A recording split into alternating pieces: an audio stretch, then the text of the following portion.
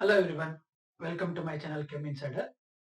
In the previous class, we discussed about the electrolytic cells and electrolysis process and what are the certain applications of electrolysis and how do we carry out electrolysis of conversion for impure metal to pure metal extraction. Now, let us have a problem regarding that particular topic. So here, the question they have given us, if a current of 0.5 amperes is passed through a metal wire for 2 hours, how many electrons has been flown or has flowed through the metal wire.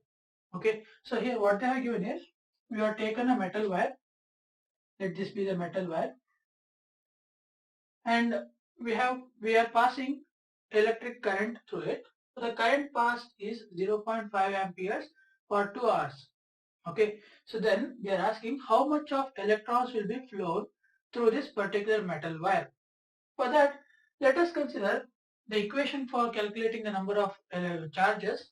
So that is the equation called Q is equal to IT, I into T, where Q is charge of the current, I is amount of current passed, T is the time in seconds. Since they have given time in hours, you can convert that into T is equal to 2, T is equal to 6. 2 hours means 2 into 60. So that means 1 hour is equal to 60 minutes and 1 minute is equal to 60 seconds. So therefore total will be 2 into 60 into 60. So this will be the total amount of seconds. Now for the current they have given I is equal to 0.5 amperes. Substitute the values, we get Q is equal to 0.5 into 2 into 60 into 60. So let this be the wire. Okay. So on calculating this, we get the value 3600 coulombs. So the total amount of charge passed through the wire is 3600 coulombs. Let us just consider this wire be copper. So now whenever you have to oxidize or reduce a certain metal or ion, we need to pass electron, right? So if you pass 1 mole of electron, if you pass 1 moles of electron to the wire, that means you are passing 96,500 coulombs of charge, right? We discussed in the earlier video itself. If 1 moles of electrons is flown through the system, that means we have passed 96,500 coulombs of charge. That is nothing but this value is nothing but the product of Avogadro number into charge of 1 electron. Therefore, if we are passing 3600 coulombs of charge, how much will be the number of electrons? So, if 1 mole of electron gives 96,500 charge, then what will be the number of electrons flowing through the system? So that will be given as, if 96,500 coulombs is equal to 6.023 into 10 power 23 electrons. If 96,500 coulombs is a charge of 1 mole of electron, then what is after 3600 coulombs? So 3600 coulombs will be equal to 6.023 into 10 power 23 divided by 96,500 into 3600. Okay, what you have to do is, this equation you can also write it as, if 96,500 is a charge gained for 1 mole of electron, what will be the number of electrons for 1 charge, 1 coulomb of charge? For 1 coulomb of charge, the value will be 6.023 into 10 power 23 divided by 96,500. Now for 3600, multiply these two sides by 3600. Okay. So on multiplying this, we get the value 2.246 into 10 to the power 22 electrons in electrons per second. So we are flowing 3600 coulombs of charge, means we are allowing 2.246 into 10 power 22 electrons per second through the metal wire. So this is the calculation. That is 3600 coulombs of charge has 2.246 into 10 to the power 22 electrons per second flowing through the metal wire. Okay, so this is about the problem. Next, we'll discuss about the very important topic called products of electrolysis. So I hope you are familiar with the concept of electrolysis now. Now, whenever you electrolyze a particular material, you get certain different substances, right? Whenever you electrolyze certain material or electrolyte, you get different products in the electrode reaction. So if you consider for electrodes such as like this, what happens is if these two electrodes are same, we observe that in case of this is impure copper and this is a pure copper, impure copper strip which has copper present in it will be interacted in the reaction. What we can generally say is whenever you consider the electrodes, we can take two types of electrodes. One, those are inert in nature, and the one which are reactive in nature. Like for example, if you consider for the standard hydrogen electrode, we took platinum as our electrode substance. And we clearly observed that platinum did not involve in the reaction of the electrodes. Right? We did not observe platinum being involved in the electrode reactions of standard hydrogen electrode. But in case of Daniell cell, we used zinc and copper strips where those two clearly involved in the electrode reaction. So depending on that particular concepts, what we can say is if we choose an electrode, there are two types of electrodes which we can choose. One which may be inert, which does not involve in the electrode reaction itself, and those which are reactive, that means they are involving in the electrode reaction. So if an electrode involves in an electrode reaction, then it may change the desired product. That is, it may give an oxidized product or it may give a reduced product. Based on the particular concepts, what we can say is if we change the electrodes which we are using, we may obtain different products. That is what the topic says, products of electrolysis. Products of electrolysis. Whenever you carry out a process of electrolysis, we may define the product may be same for particular electrodes or it may be different for different electrodes. Therefore, if you consider for an example of molten sodium chloride, if you take molten sodium chloride in an electrode, let us say this is an electrode of molten sodium chloride. Now we are taken a molten NaCl solution over here. Okay, so this is molten sodium chloride. Remember, this is molten sodium chloride. That means we have just liquefied the sodium chloride. We haven't added any solvent. Okay, so when you use molten sodium chloride, the cations and anions present here are Na plus and Cl minus. Na plus and Cl minus. So at cathode,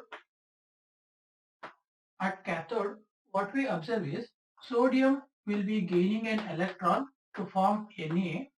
That means it is undergoing reduction. Whereas chlorine will be forming a chlorine gas. Chloride ions will be forming a chloride gas by losing electrons. Right. So here it is undergoing reduction. Here it is undergoing oxidation. So if you just consider for the molten sodium chloride, we have two ions Na plus and Cl minus forming Na and Cl2. Okay, here this is a simple reaction of NaCl being formed. But if you consider for the brine extraction of sodium chloride solution, that is, if you consider sodium chloride salt dissolved in water, sodium chloride salt dissolved in water, what we observe is along with the sodium cation and chloride anion, we'll have further two more ions in the water molecule. Those are along with Na plus and Cl minus, we'll also have H plus and OH minus ions. Okay, I hope you are getting this. If you just consider the molten sodium chloride will be having just two ions, sodium ion, chloride ion, which will be undergoing oxidation and reduction respectively to form sodium metal and chlorine gas at cathode and anode. If you consider sodium chloride dissolved in water and now we are taking the dissolved sodium chloride solution as an electrolyte, we will be having two more additional ions. Those are H plus, OH minus. So all these four ions will be present in the solvent water molecule. Now, since we have two cations, Na plus and H plus, we will be having a competition in the reactions at the cathode, and since we have two anions, we will be having competition for element or ion being undergoing reduction at the anode also. So what we can say is, whenever you take a multiple ion system, the product of electrodes depends upon the type of electrodes which you are using, and also the second very important point is it depends upon the electrochemical series, their respective standard electrode potential. If one of them having a higher value or lower value, then those values will be defining the product which is formed during the electrolysis. Now let us just consider for this example itself. If you take the reactions happening at the cathode, so there will be two reactions which will be possible at cathode for a solution of NaCl in water. So at cathode, we have sodium being reduced to sodium ion, sodium metal, and hydrogen being reduced to hydrogen gas. So Na plus gaining an electron to form Na, and at the same time H plus gaining an electron to form half H2. Okay, this will be the reaction which will be happening at the cathode. But it is not just the H plus ions which is forming the reaction, but actually the H plus ions are present in the formula molecule of H2O.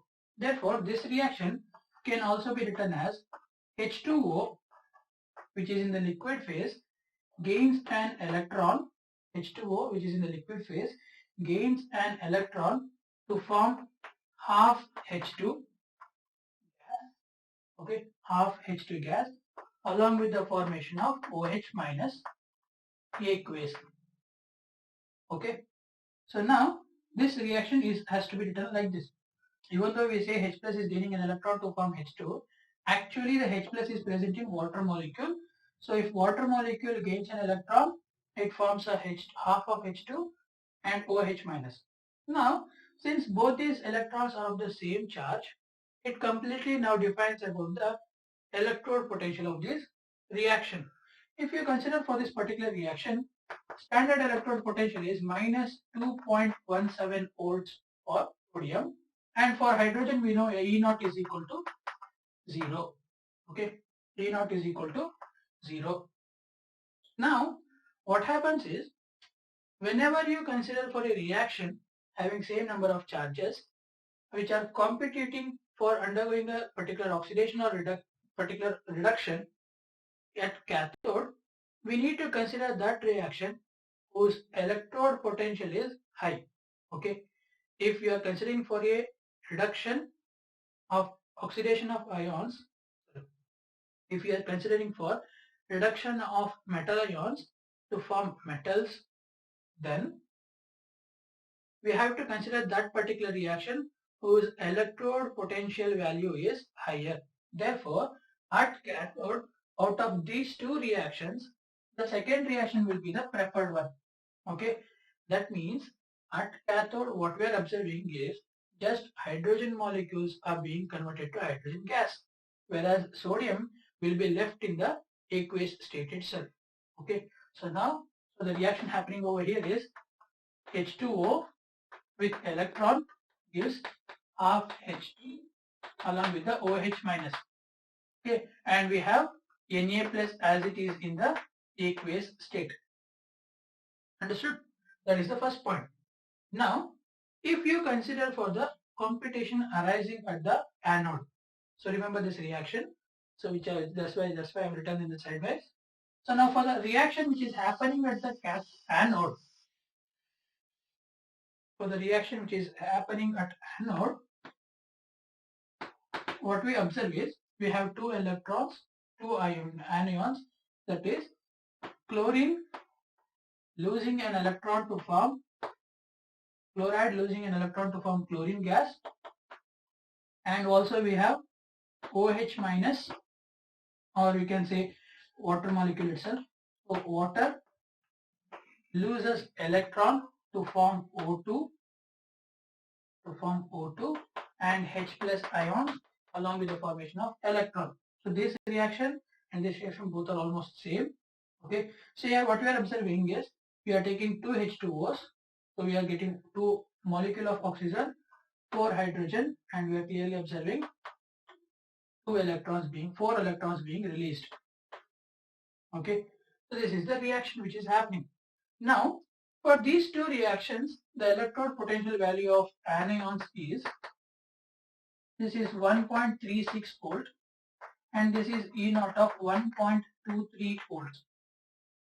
Now out of these two, for anode reactions, the one which has the lower E naught value is more preferred. So we should consider for the reaction of O2 being formed.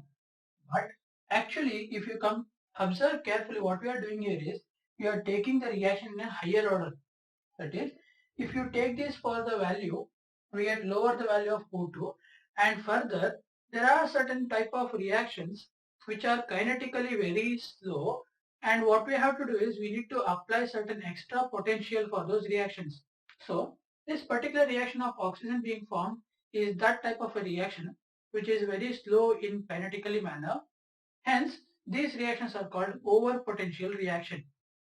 So, whenever you come across the over-potential type of reactions, those reactions are to be completely ignored in case of the reduction or oxidation possible. Hence, out of these two, we'll be considering this particular reaction happening at the anode, and this will be the molecule which is left as it is. So, what we say is, in case of cathode, you need to consider for the reaction which has the higher value of electrode potential. In case of anode, we need to consider for those which is having lower value of electrode potential. But in this particular case, in this special case of oxygen, it is an over potential reaction. That is an over potential reaction where we are applying extra potential in order to gain the charge being separated. Hence, out of these two, we need to consider the chlorine gas liberating reaction. So, if you consider the overall reaction happening in the electrolysis of sodium chloride in water, what we can say is Na plus is being left as it is in the aqueous state. Okay. We have OH minus left behind in the aqueous state. We have H2 gas being formed and Cl2 gas being formed. So now the overall reaction of NaCl, solid, water, liquid solution forming Na plus, which is aqueous ion, OH minus, which is again an aqueous ion. We have H2 gas being formed and we also have Cl2 gas being formed. Okay, so now if you observe carefully, the products are quite different because we are using a different electrolyte electrode reactions.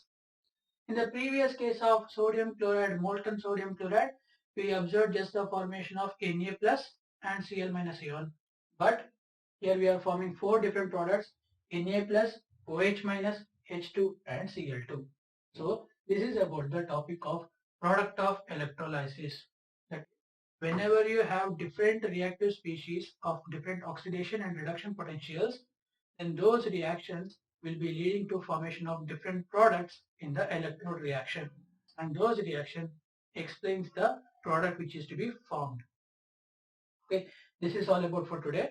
I hope you have understood these concepts. In the next class, we'll start the last topic of this particular chapter, that is batteries. Thank you for watching.